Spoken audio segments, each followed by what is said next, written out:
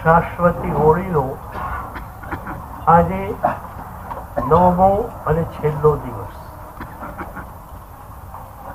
આજે તપ પદની ઉપાસના. એક ઘટના યાદ આવે. મુંબઈમાં એક યુવાને 16 ભત્તું કર્યું.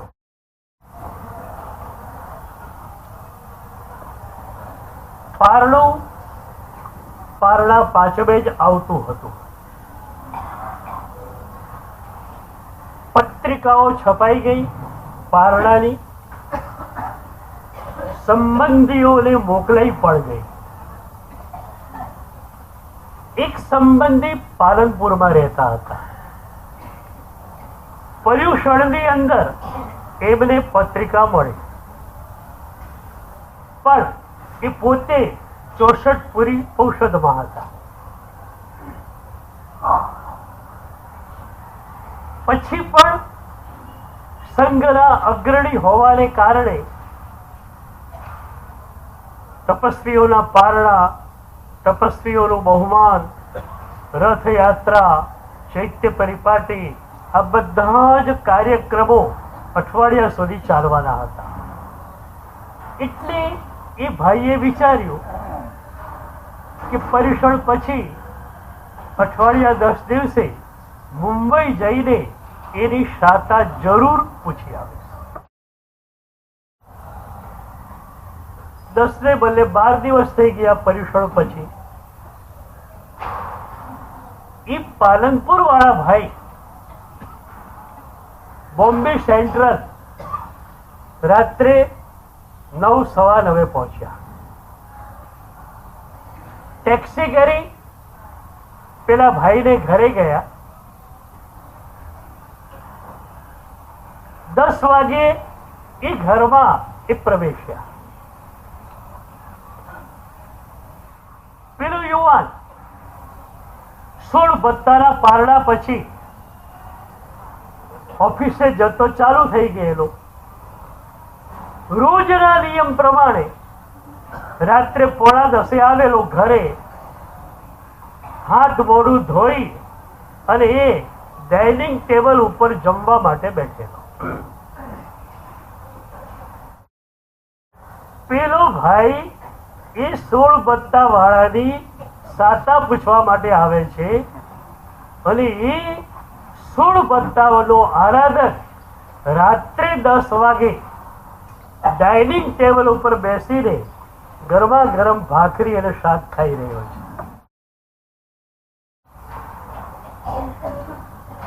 એ ભાઈએ શું કર્યું એ પછી કહું. તમે હો તો શું થાય?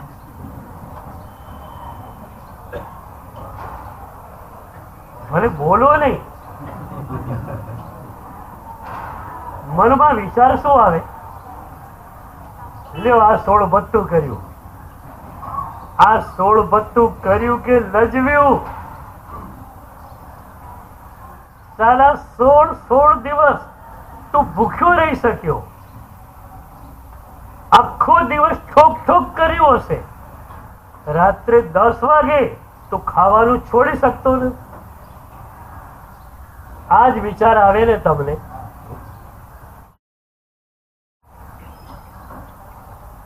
એ ઘટના એટલી મજાની છે. એ પાલનપુર વાળો ભાઈ લિટરલી પેલાના પગમાં પડે છે. પેલો રાત્રે 10 વાગે ગરમા ગરમ જમી રહ્યો છે, પેલો એના પગમાં પડે છે.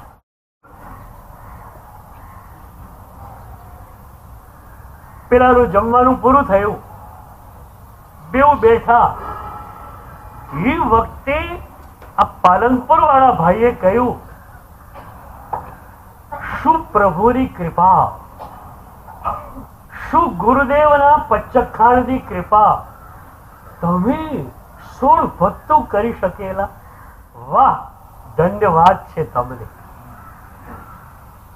પ્રભુની કૃપા તો હોય જ છે. સદગુરુની કૃપા પણ વરસતી હોય છે. તમે એને ઝીલી લીધી અને 16 ભક્તો કરી લીધું. એ પાલનપુર વાળો ભાઈ કહે છે, તમે સવારે નાસ્તો કર્યો હશે, પછી ટિફિનમાં ગરમા ગરમ રોટલી શાક બધું લઈ અને ઓફિસે ગયા હશો. ઓફિસે 12 વાગે તમે જમ્યા હશો, 2:30 વાગે ચા પણ પીધી હશે, 5 વાગે હળવો નાસ્તો સ્નેક્સ લીધા હશે. અને છતાં તમારે રાત્રે 10 વાગે જમવું પડે છે અને એ તમે 16 ભક્તો કરી શક્યા. વાહ! આ અનુમોદના શી રીતે થઈ શકે?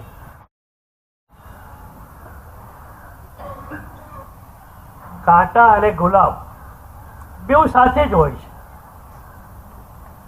હવે તમારી દૃષ્ટિ ઉપર આધાર રહે છે. તમે જો કાંટામાં ગુલાબ જુઓ, તમને આનંદ થાય, વાહ કેવી સર્જનહારની લીલા કે તીક્ષ્ણ કાંટામાં પણ કોમળ કોમળ ગુલાબોને મૂક્યા. અને ગુલાબોની પાંદડીને વીજતા કાંટાને જુઓ તો શું થાય કે આટલા સરસ મજાના ગુલાબ અને એને કાંટાથી વિંધાવવું પડે છે. વાત એક જ છે, ફરક તમારા દૃષ્ટિકોણનો છે. પાલનપુર વાળા ભાઈનો દૃષ્ટિકોણ અનુમોદનાનો હતો. તમે અને 16 ભક્તો કરી શક્યા. કેવી પ્રભુની કૃપા! આ અનુમોદનાનો લય શી રીતે આવે? મોહનીયના ક્ષયોક્ષમ વિના અનુમોદના તમે કરી શકશો નહીં. અત્યાર સુધી અનંતા જન્મોમાં આપણે એક જ કામ કર્યું છે. આપણા જે ગુણો નથી એને પણ મોટા કરીને બતાવ્યા છે અને બીજાના બહુ મોટા ગુણોને પણ નજર અંદાજ કરીને આપણે રહ્યા છીએ. જ્યાં સુધી મોહનીયનો ક્ષયોક્ષમ ન થાય ત્યાં સુધી તમે અનુમોદના નહીં કરી શકો, બીજાના ગુણોને જોઈ નહીં શકો. એકવાર અમારું ચાતુર્માસ પરમ પાવન પારીતાણામાં હતું. ગુરુદેવની નિશ્રામાં એ વખતે અભય સાગરજી મહારાજ સાહેબનું પણ ચોમાસું પારીતાણામાં હતું. એ સાહેબની વાચના સાંભળવી એક જીવનનો લાહો ગણાતો. અમે લોકો પૂરું ચોમાસું સાહેબને પીતા રહ્યા. સાહેબજી મિશનરી મેન હતા. આવા જે મહાપુરુષો હોય છે ને, એ એક દૃષ્ટિબિંદુ લઈને ચાલે છે અને એ એક જ દૃષ્ટિબિંદુની વાત સતત કર્યા કરે છે, જેથી તમારી ભીતર એ દૃષ્ટિબિંદુ ઉગવા લાગે. કલાપૂર્ણ સૂરી દાદા માત્ર પ્રભુની વાતો કરે, પણ નાસ્તી ભગવાન સાધનાના મર્મોને ઉઘાડી આપે. પૂજ્યપાદ અભય સાગરજી મહારાજ સાહેબ મોહનીયના ક્ષયોક્ષમ માટે બહુ જ ભાર મૂકતા. કેટલી સરળતાથી એ સમજાવતા. એ અમને કહેતા પ્રેમથી કે તમે લોકો જ્ઞાનાવરણીયના ક્ષયક્ષમ માટે બહુ મહેનત કરો છો. 2 કલાક 4 કલાક 5 કલાક ભણો છો. એકવાર એમણે મજાનું એક્ઝામ્પલ આપ્યું કે તમે કુશાગ્ર બુદ્ધિ વાળા છો, મેમરી તમારી બહુ સારી છે. 1 કલાકમાં તમે 25 ગાથા નવી કરી. સરસ, જ્ઞાનાવરણીયનો ક્ષયક્ષમ થયો. પણ એ વખતે 1 કલાકમાં 25 ગાથા નવી કરી એનો અહંકાર આવે તો શું થયું? સાહેબજી કહેતા જ્ઞાનાવરણીયનો તમે ક્ષયક્ષમ કર્યો, મોહનીયનો ઉદય કર્યો. સાધના માર્ગમાં આપણે આગળ જવું છે. અને એટલે યાદ રાખો કે જ્ઞાનાવરણીયનો ક્ષયક્ષમ બહુ થોડો હશે તો પણ ચાલશે, મોહનીયના ક્ષયક્ષમ વિના નહીં ચાલે. અહંકાર તમારું ચૂરે ચૂરા નહીં થાય તો સાધના માર્ગમાં તમારી ગતિ શક્ય જ નથી.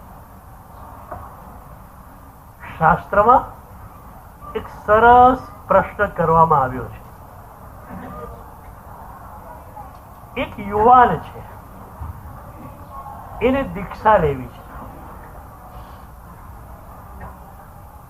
પંચ પ્રતિક્રમણ એ બધું ભણેલો છે. હવે સવાલ કરવામાં આવ્યો કે એને દીક્ષા લેવી છે તો દીક્ષા લેતા પહેલા એને કેટલા શાસ્ત્રો વાંચવા પડે? જવાબ એ આપવામાં આવ્યો કે આવશ્યક ક્રિયાનું જ્ઞાન એની પાસે છે. હવે એને એક પણ ગ્રંથ ભણવાની જરૂર નથી. કારણ એ દીક્ષા લે છે, સદગુરુને સંપૂર્ણતયા સમર્પિત થાય છે. અને જ્યાં એ સદગુરુને સંપૂર્ણતયા સમર્પિત થયો, સદગુરુનું બધું જ્ઞાન એને મળી જાય.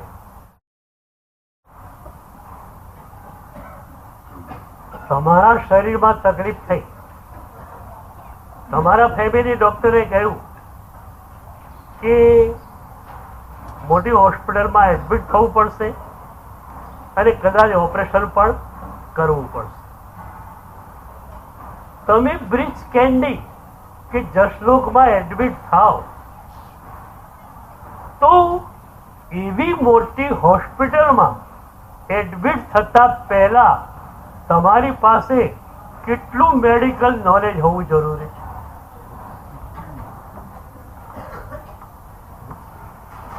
તમારી પાસે બિલકુલ મેડિકલ નોલેજ નથી. કોઈ વાંધો નથી, તમે સ્વીકાર્ય છો, યુ આર એક્સેપ્ટેડ. માત્ર તમારે હોસ્પિટલમાં એડમિટ થયા પછી મેડિકલ સુપરવિઝન તમને જે કહે એ પ્રમાણે તમારે કરવાનું. આ જ વાત અહીંયા છે. સાધુ માટે પણ એ છે, તમારા માટે પણ એ છે.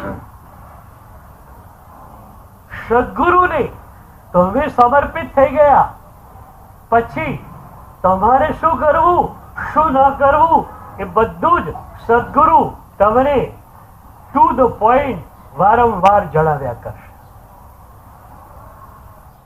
પણ જ્ઞાનાવરણીયનો ક્ષયક્ષમ તમારી પાસે નથી તો ચાલી શકશે, પણ મોહનીયનો ક્ષયક્ષમ નહીં હોય તો નહીં ચાલે. જ્ઞાન તો ગુરુ આપશે કે બેટા તારે આ રીતે ચાલવાનું છે, આ રીતે તારે સાધના કરવાની છે. પણ એ સાધના માર્ગે 1 ઇંચ 1 સેન્ટીમીટર તમે ક્યારે ચાલી શકો? તમે અહોભાવથી છલોછલ ભરાયેલા હો ત્યારે એક એક ડગલું ચાલો છો સાધના માર્ગે, તમારી આંખમાંથી આંસુની ધારા વર્ષે છે. કેવી પ્રભુની કૃપા, કેવી સદગુરુની કૃપા. નરક અને નિગોદમાં રખડતા એવા મને મનુષ્ય જન્મમાં પ્રભુ લઈને આવ્યા. એનું શાસન પ્રભુએ મને આપ્યું.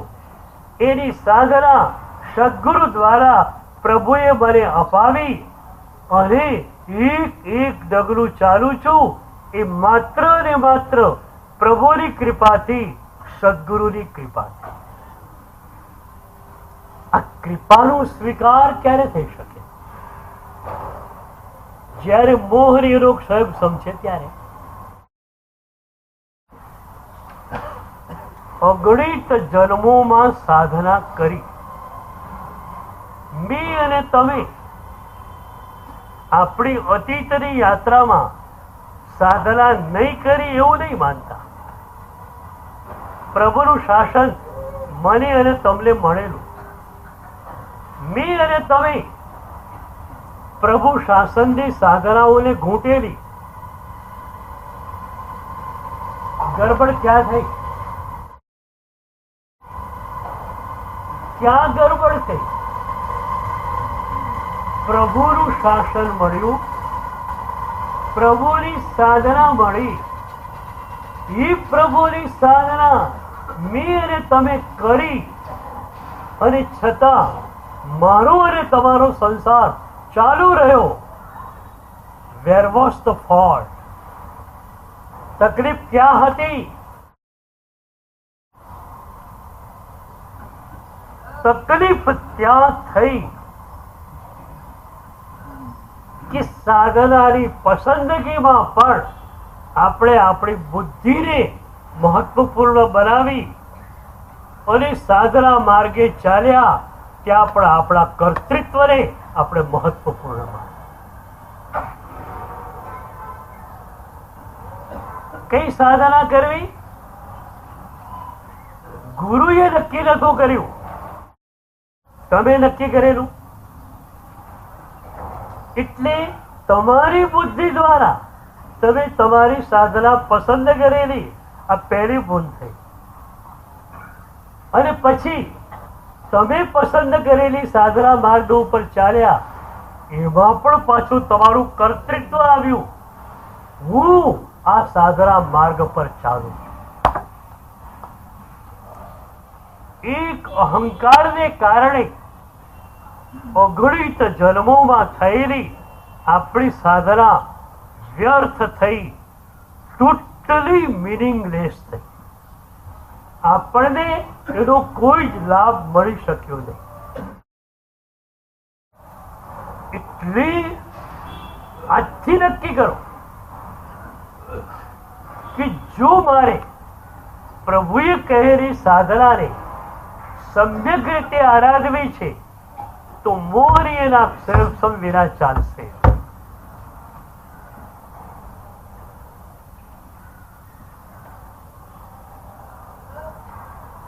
શક્રસ્તવમાં છેડે એક સરસ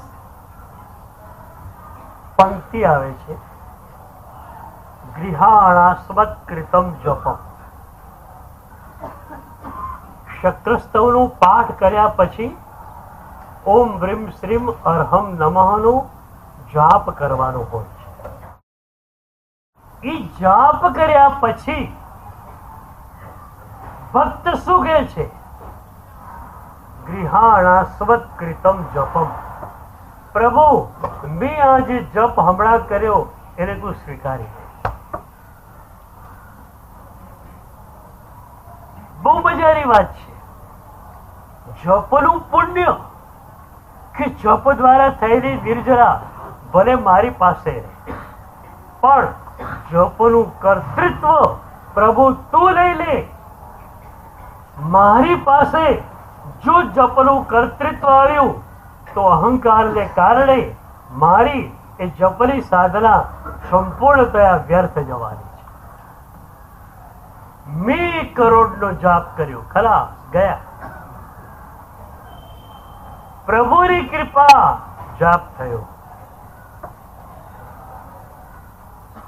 આજે કહેતા નહીં મેં હોળી કરી. પ્રભુની કૃપા હોળી થઈ. તમારા હોને પડદા પાછળ રાખો, પ્રભુને રાખો આગળ. પછી જોઈ લો સાધના કેવી મજાથી દોડે છે. તો આજે તમે નક્કી કરી શકો છો કે મોહનીય લોક સમ મારે જોઈશે. જો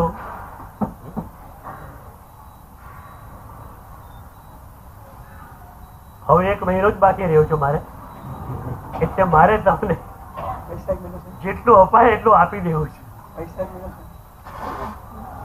આવતીકાલે તો પારણું છે ને તમારે, આવતીકાલે રજા, બરોબર? પરમ દિવસથી આપણે ચાલો. પરમ દિવસથી પ્રભુ મહાવીર દેવની જે લોકોત્તર સાધનાની આંતરકથા ચાલતી હતી એમાં આપણે ફરી પાછા આગળ જઈશું. આવતીકાલે તમને રજા આપી દઈએ. શેના માટે રજા? આજે જે લેસન આપું છું ને એનું હોમવર્ક કરવા માટે રજા.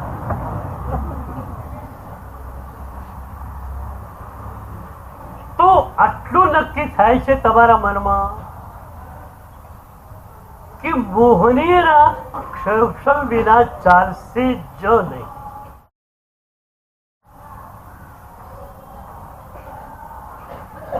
જવાહરનગરની આંગણે શ્રેષ્ઠ પંડિતો આપણા જૈન શાસનના ટોચના પંડિતો વાંચના માટે આવ્યા છે.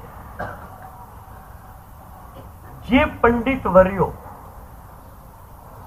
આપણા પૂજનીય સાધુ ભગવંતોને અને સાધ્વીજી ભગવતીઓને આ બાજુ કર્મગ્રંથ, પંચસંગ્રહ અને કંબપૈડી ભણાવે છે, આ બાજુ હરિભદ્રેશ્વરી મહારાજ સાહેબ અને ઉપાધ્યાયજી ભગવંતના ગ્રંથો ભણાવે છે. એવા બધા 25 થી 30 પંડિતજીઓ જવાહરનગરને આંગણે આવ્યા છે માત્ર સદગુરુ પાસેથી વાંચના લેવા માટે. તો જ્ઞાનાવરણીનો ક્ષયક્ષમ એ પણ મહત્વનો છે, પણ વધુ મહત્વનું મોહનીયનો ક્ષયક્ષમ છે. તો હવે આપણે એ વિચારીએ કે મોહનીયનો ક્ષયક્ષમ શી રીતે, બરોબર? એના માટે પહેલા 2 માર્ગ આપો. પ્રભુની આજ્ઞા પ્રત્યેનો તીવ્ર આદર અને પ્રભુની આજ્ઞાના પાલકો પ્રત્યે તીવ્ર આદર. આ 2 તમારી પાસે આવી જાય તો મોહનીયનો ક્ષયક્ષમ બહુ જ ઝડપથી થઈ જાય. પહેલું, પ્રભુની આજ્ઞા પ્રત્યેનો તીવ્ર આદર. ભલે પ્રભુની બધી આજ્ઞાનું પાલન હું પણ નથી કરી શકતો, તમે પણ નથી કરી શકતા. શારીરિક નબળાઈ છે, માનસિક નબળાઈ છે, પણ એક વાત મનમાં સ્પષ્ટ હોવી જોઈએ કે પ્રભુની આજ્ઞા પ્રત્યે તીવ્ર આદર છે. સાધુ ભગવંતોને માટે જે આજ્ઞાઓ આપેલી છે શાસ્ત્રોએ, એના પ્રત્યે અમને તીવ્ર આદર હોય.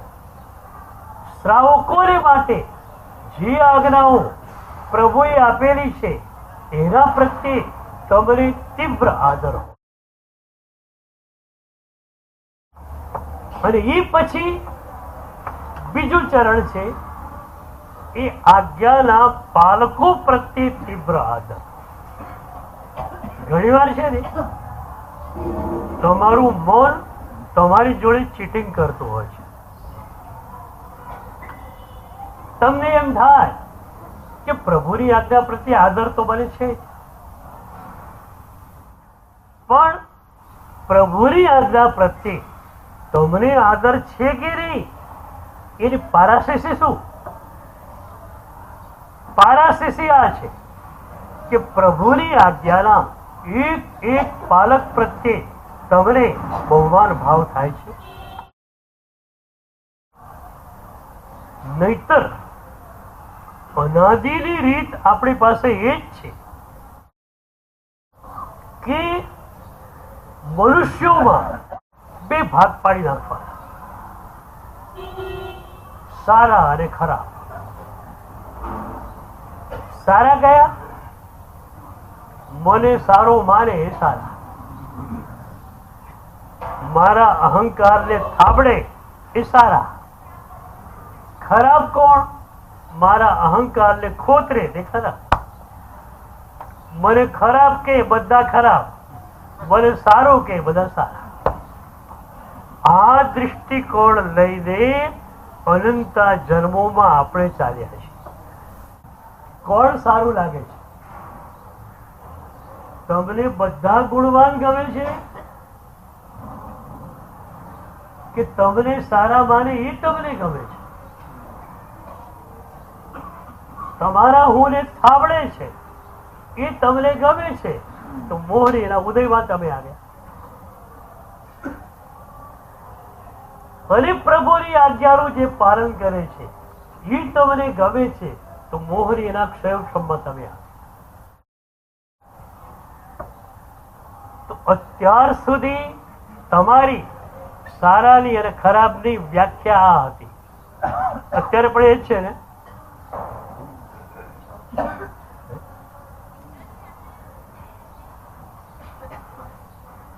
સારો કોણ? સીધી વાત, તમને સારો માને, તમારી પ્રશંસા કરે સારો માણસ, તમારી નિંદા કરે તે ખરાબ માણસ.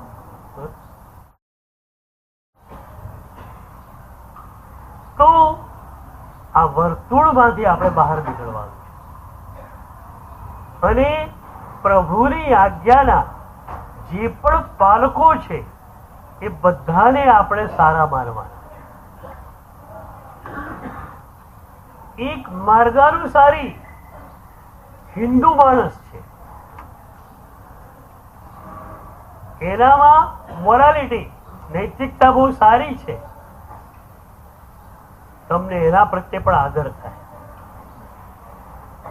કોઈ પણ વ્યક્તિની અંદર ગુણ હોય ત્યાં તમને આદર થવો જોઈએ. અને એ જો આદર તમને થાય છે તો માનજો કે મોહનીયનો ક્ષયક્ષમના માર્ગ ઉપર તમે છો. માત્ર મનને આમથી આમ ટ્વિસ્ટ કરવાનું છે.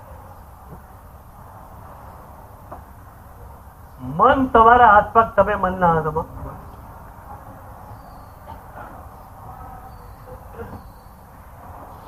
આજે તમે બધા તમારા મનના હાથમાં છો. શું કરીએ સાહેબ? થતું નથી. કેમ નથી થતું? તારા મનને ફેરવી નાખ, ઘુમાવી નાખ, વ્યાખ્યા બદલી નાખ.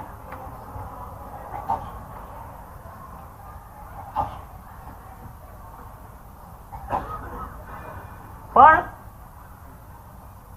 અનાદિ જન્મોથી તમારા મનના કમ્પ્યુટરે ખોટું ગણિત તમને આપ્યું છે.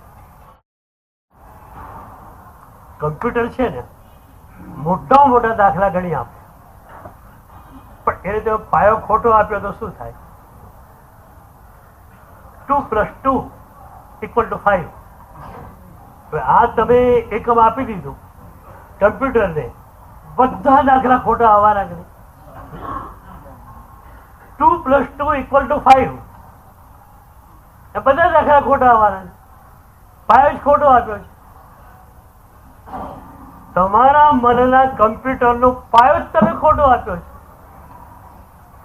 પછી બધા જ સમીકરણો ખોટા આવે છે.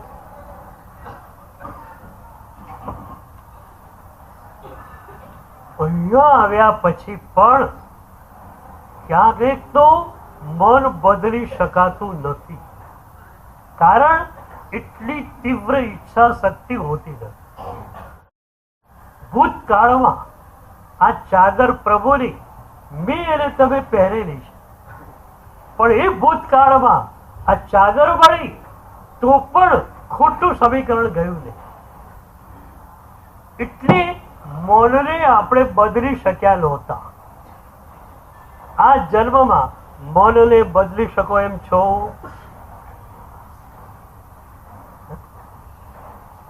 એક તમારી ઈચ્છા શક્તિ બધા જ સમીકરણો સાચા થઈ જાય. જ્યાં જ્યાં ગુણ દેખો ત્યાં ઝૂકી જાઓ.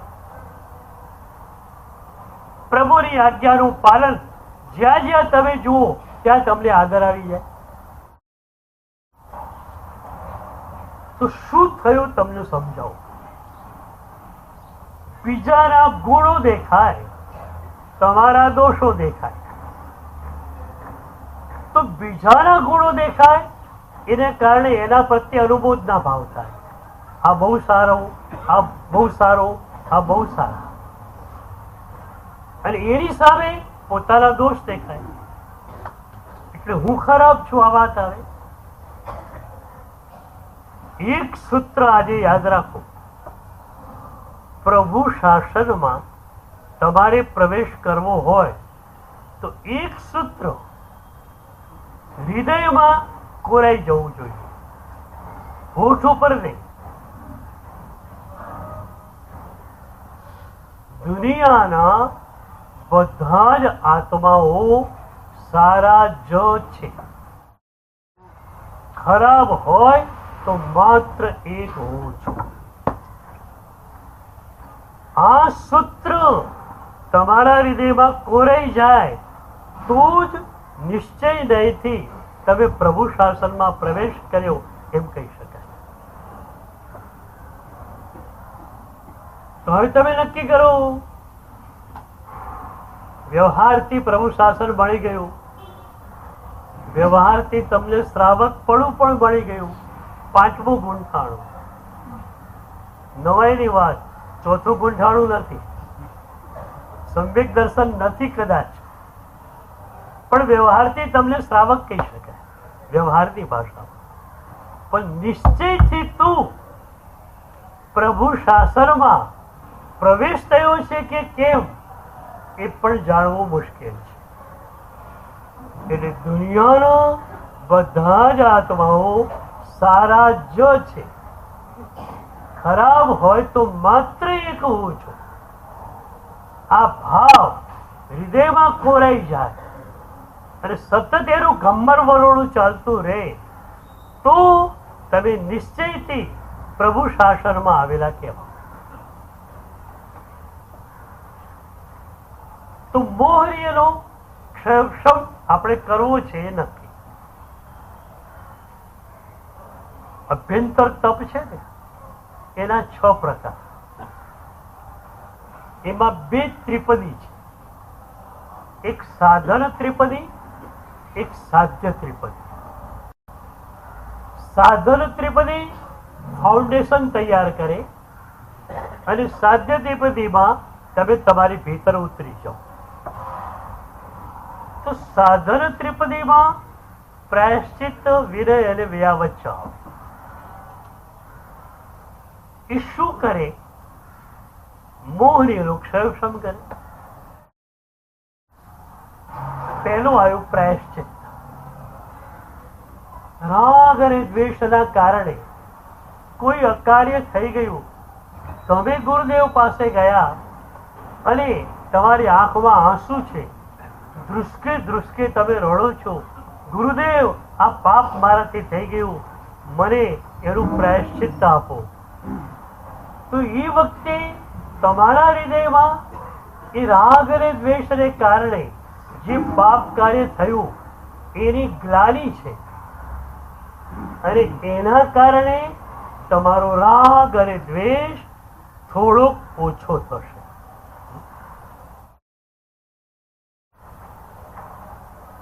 સદગુરુ કેવું કામ કરે? એક મુનિરાજ ગુરુદેવ પાસે આવ્યા. આગળ મહિનો ચાલતો હતો. સમૂહ વર્ષિત ઠીક ઠેકાણે લેવાવાના હતા. એ મહાત્માએ ગુરુદેવને વંદન કરીને પૂછ્યું કે ગુરુદેવ, હું વર્ષિત કરી શકું? અમારે ત્યાં કોઈ પણ શુભ કાર્ય પણ સદગુરુની આજ્ઞા વગર થઈ શકતું નથી. એ વખતે ગુરુ એ મુનિરાજને પૂછે છે કે વર્ષિત માટેની તારી ધારણા શું છે? બે ઉપવાસ વચ્ચે બેસણું કે બે બેસણા વચ્ચે ઉપવાસ? તારી ધારણા શું છે?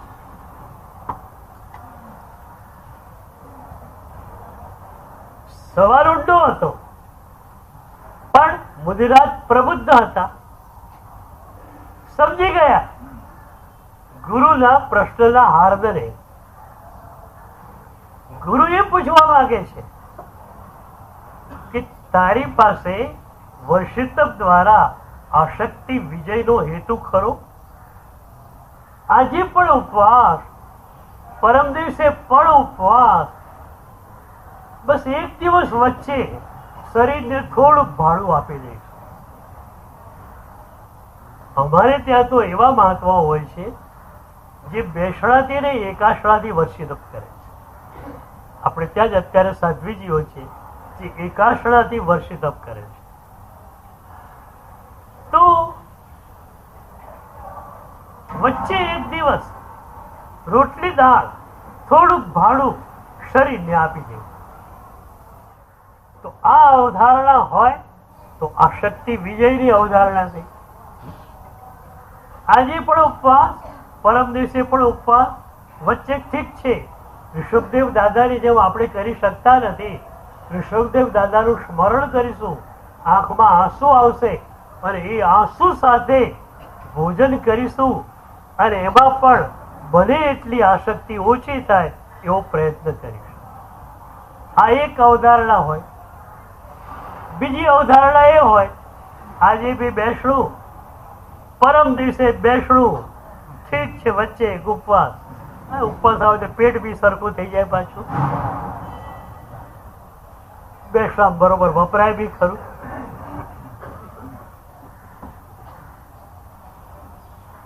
તો ગુરુ પૂછે છે કે તારી વર્ષિતની અવધારણા શું? શિષ્યને એકદમ ખ્યાલ આવી ગયો કે ગુરુદેવ ખરેખર આપણી પરીક્ષામાં હું નાપાસ છું. આ શક્તિ વિજય માટેની આપ જે વર્ષિતની વાત કરો છો એ વાત અત્યારે મારી પાસે નથી. તો ગુરુદેવ મારે શું કરવું જોઈએ? ગુરુદેવ કહે છે IMB ની ઓળી કેટલી થઈ ત્યારે? 37. 38 શરૂ કરી દે આજ થઈ ગઈ. લક્ષ્ય શું છે? વર્ષિત નહીં, લક્ષ્ય આશક્તિ વિજય છે. 9 દિવસની આંબિલની મજા માણી. કાલે પારણામાં રાબડી અને શીરો ખાતા આંખમાંથી આંસુ આવવા. બરોબર ને? બરોબર ને? જેની આંખમાં રાબડીને શિફ્ટ કરતા આંખમાંથી આંસુ આવે કે પ્રભુની પરીક્ષામાંથી પાસ. 9 દિવસ આ શરીર મજાથી સાધના કરી શક્યું. ઘણા સાધકોનો અનુભવ છે કે આયંબિલની અંદર સેજ ઉણોદરી રાખેલી હોય એ આયંબિલમાં જે સાધના થાય છે એ એકાસવામાં કે બેસવામાં પણ થતી નથી. થોડું વધારે ખવાઈ જાય આશક્તિને કારણે. આયંબિલમાં માપસરનું ખવાય અને એને કારણે સાધના પૂરો દિવસ ચાલતી રહે. આયંબિલ કર્યું એની પરીક્ષા પારણામાં. પારણામાં આંસુ આવે તો માનવાનું કે આયંબિલનો આનંદ અંદર ઘૂસી ગયો. હવે 8મ આવશે, 14th આવશે, આયંબિલમાં પાછા આવી જવાના. તો પ્રાયશ્ચિત દ્વારા રાગ અને દ્વેષ શિથિલ બન્યા, વિનય અને વ્યય વચ્ચે આપ્યા અહંકારને શિથિલ બનાવવા માટે. રાગ અને દ્વેષ તો શિથિલ બની જાય ક્યારે? અહંકાર બહુ મોટી માયા છે. હું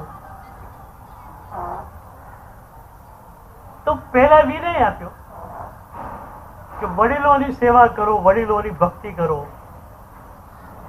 પણ તમારું હું એટલું ચાલાક છે કે તમારા લોહીમાં વડીલોની ભક્તિ કરવી આવેલું છે,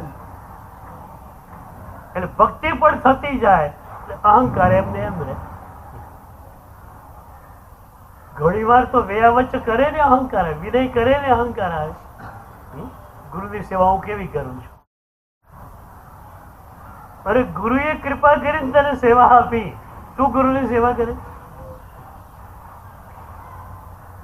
એટલે વિનયની અંદર કદાચ એવું બને કે આપણા લોહીમાં વડીલો પ્રત્યે ઝૂકવાના સંસ્કારો છે, અને એટલે વિનય થાય પણ ખરો અને અહંકારને ઘસરકો ન પણ પડે.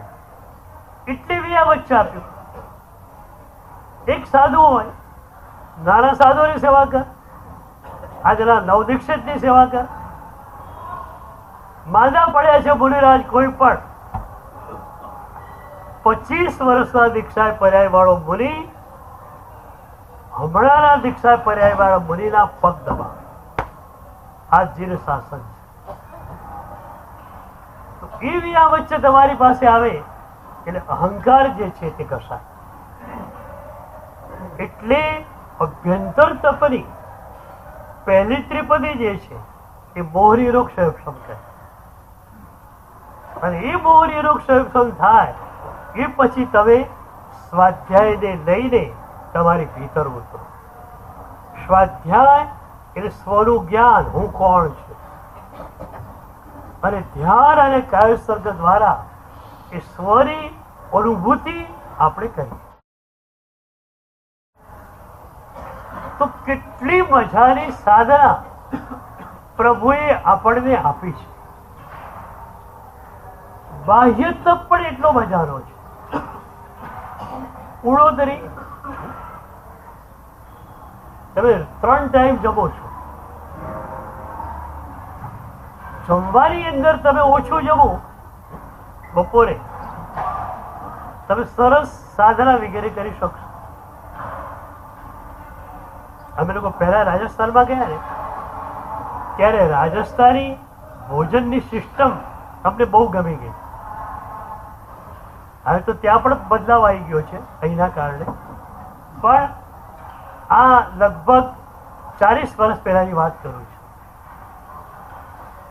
કે અમે જસવંતપુરા ગયેલા પહેલી વાર. એકદમ રાજસ્થાની પૂરી સિસ્ટમ ત્યાં. સવારે નાસ્તો હોય જ નહીં, નાસ્તો બનાવવાનો જ નહીં. છોકરા દૂધ પી લે, વડીલો ચા પી લે. 9:30 વાગે ગરમા ગરમ રોટલી શાક તૈયાર થઈ જાય. એ 10 વાગે રોટલી શાક એ લોકો ખાઈ લે. એમના લંચમાં 2 જ વસ્તુ, રોટલી અને શાક, 2 જ. 3-4 રોટલી ખાય, થોડું શાક, શાક પણ બહુ થોડું હોય, એટલે એકદમ રિલેક્સેશન રહે. અને સાંજનું ભોજન બાજુ 5 વાગે કરે, એ પણ લગભગ રોટલી શાક હોય, ક્યારેક દાળ ભાત કરે સાંજે. તો મને લાગ્યું કે સાધનાને અનુરૂપ આ ભોજન સિસ્ટમ છે આજે. તો બાહ્ય તપમાં ઉડોદરી, એ ઉડોદરી તમે કરો તો એકાષ્ટો કર્યો કે છૂટું વાપર્યું, તમે ખાધા પછી તરત સ્વાધ્યાય વગેરે કરી શકશો. પણ જો ભરપેટ ખાધું હશે તો ઊંઘ આવવાની છે. તો આવી તપધર્મની વાતો પ્રભુએ કરી, અને એ તો આપણી પરંપરામાં કેટલો વણાયેલો છે. પર્યુષણની અંદર આજ મુંબઈમાં 1000થી વધુ માસક શ્રવણો થયા. એક જ મુંબઈ નગરમાં લાગે કે તપધર્મમાં તમે લોકો કેટલા આગળ વધેલા છો એ જ રીતે એ સાધનામાં આગળ વધે.